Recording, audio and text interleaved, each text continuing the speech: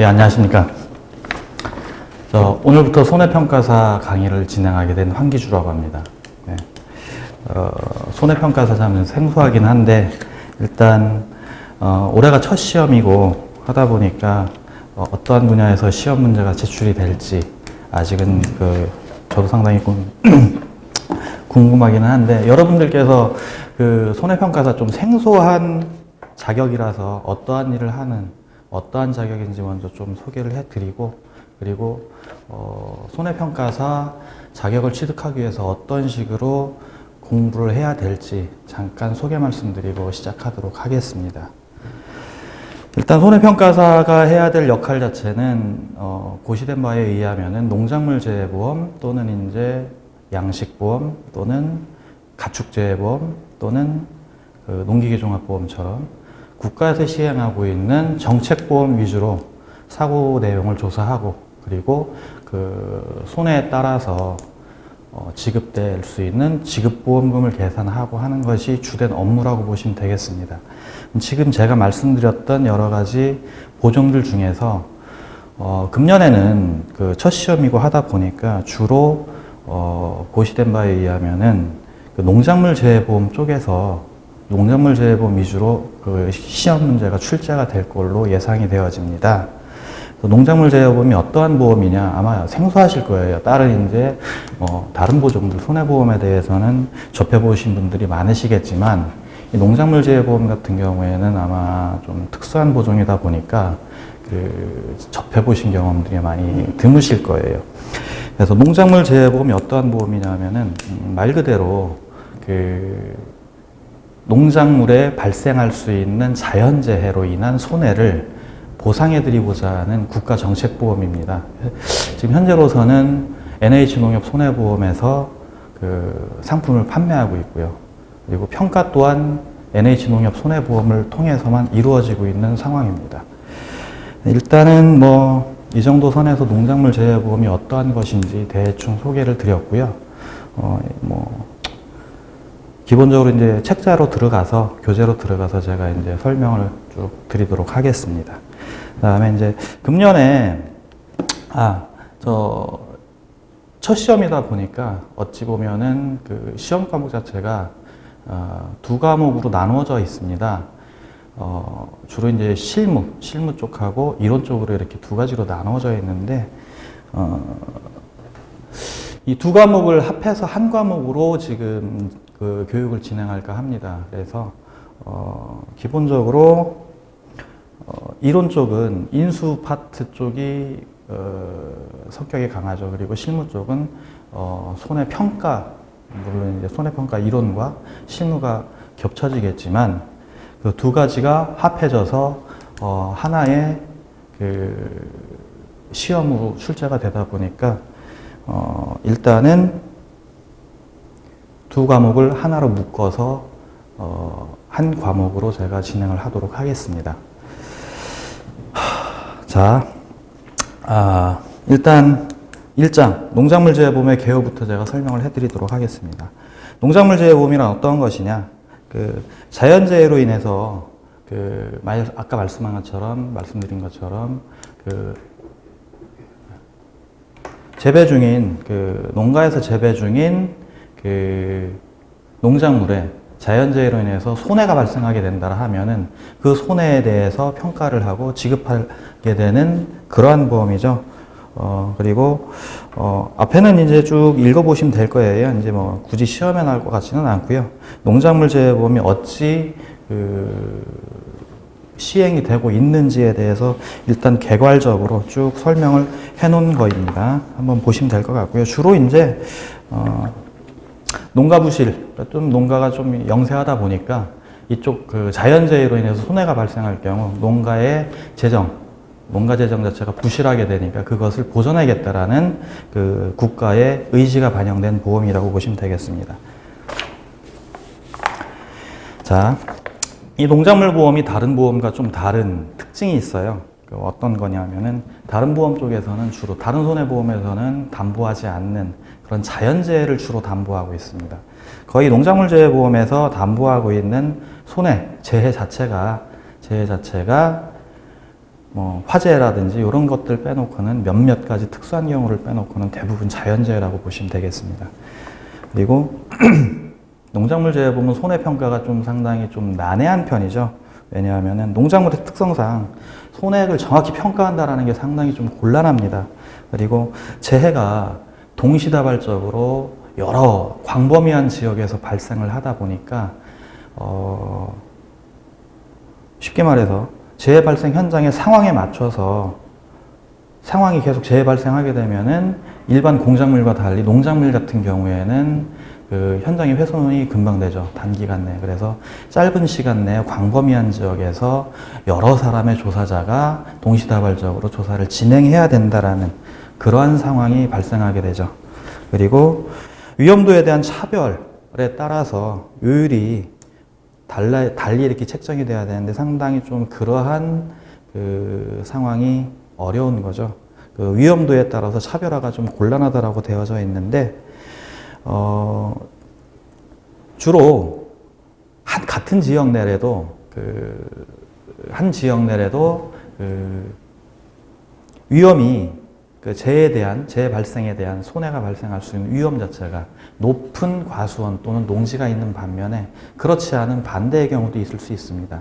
하지만 그러한 여러 입지 조건에 따라서 농지의 입지 조건에 따라서 위험도를 달리 평가하고 요율을 산정한다라는 것이 현실적으로 거의 불가능에 가깝다 보니까 한 지역을 묶어서 이렇게 그저 큰 바운더리로 한 지역을 묶어서 그 요율을 결정하는 그런 지역 요율을 반영하고 있는 상황이고요. 그리고 재보험이 좀 오래되다 보니까 이제 좀 십수년 됐습니다. 이제 하다 보니까 기존에 기가입돼 있었던 기가입돼 있었던 그 계약건에 대한 그 통계치가 나와 있고요. 그 통계치에 의해서 개별 과수원 또는 농지에 따라서 요율이 달리 반영되는 경우도 있습니다.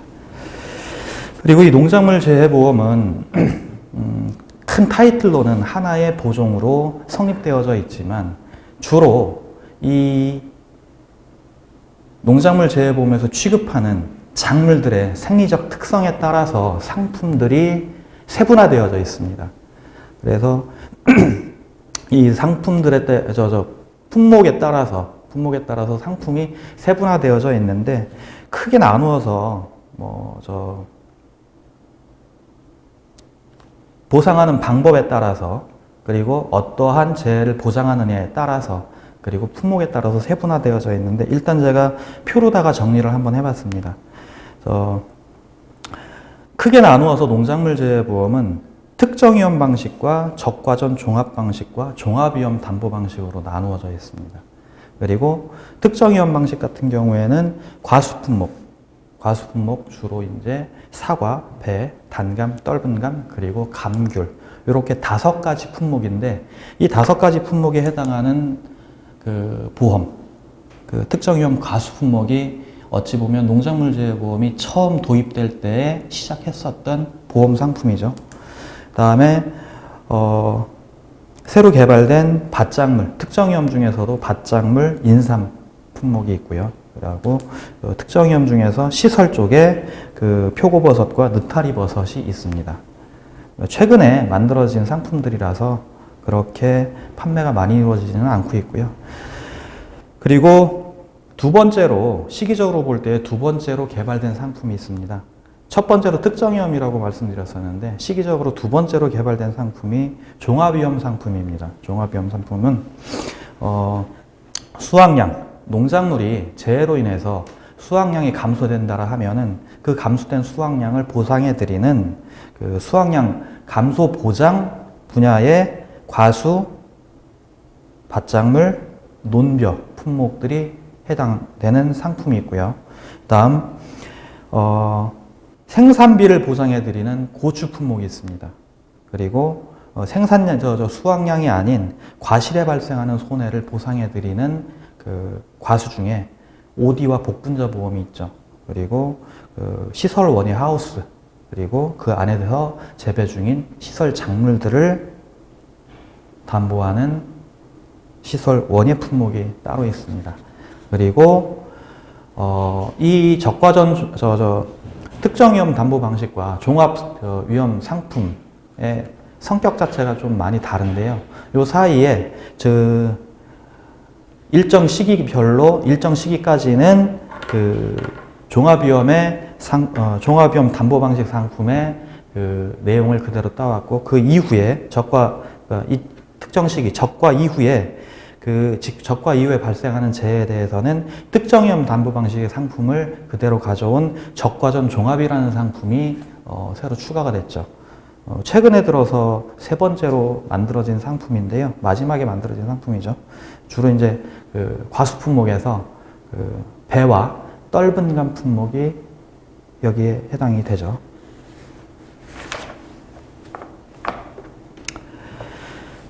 그리고 이제 제2장 농작물 보험의 계약 관리에 대해서 설명하겠습니다. 자, 1. 청약의 철회.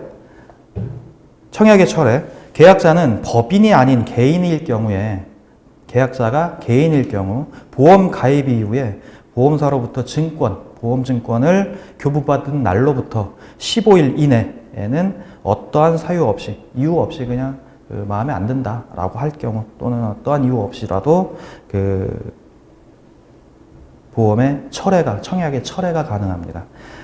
다만 그 청약한 날로부터 30일이 경과할 경우에는 철회가 불가하죠. 그리고 또한 이 경우는 개인에 한하는 것이고, 계약자가 법인일 경우에는 어떠한 경우에도 철회가 불가합니다. 그리고 청약의 취소 기준은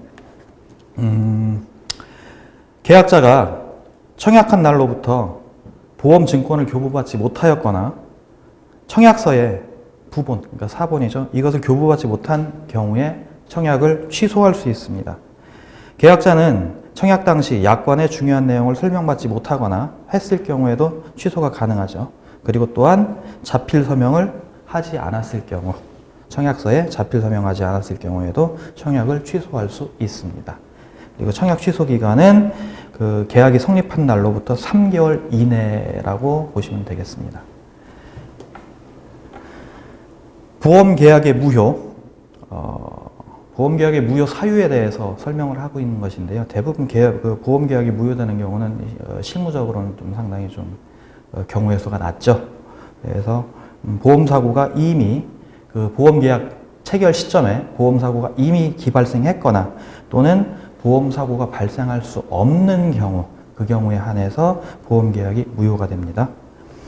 보험계약의 해지, 이제 이 부분이 좀 어찌 보면은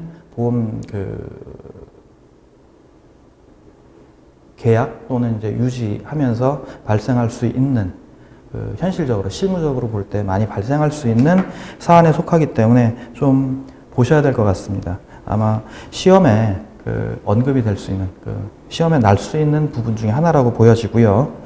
자, 두 가지가 있습니다. 보험 계약자가 보험 해지를 신청할 수 있고요. 또 반대로 보험회사, 즉 NH농협 손해보험에서 보험 계약을 해지할 수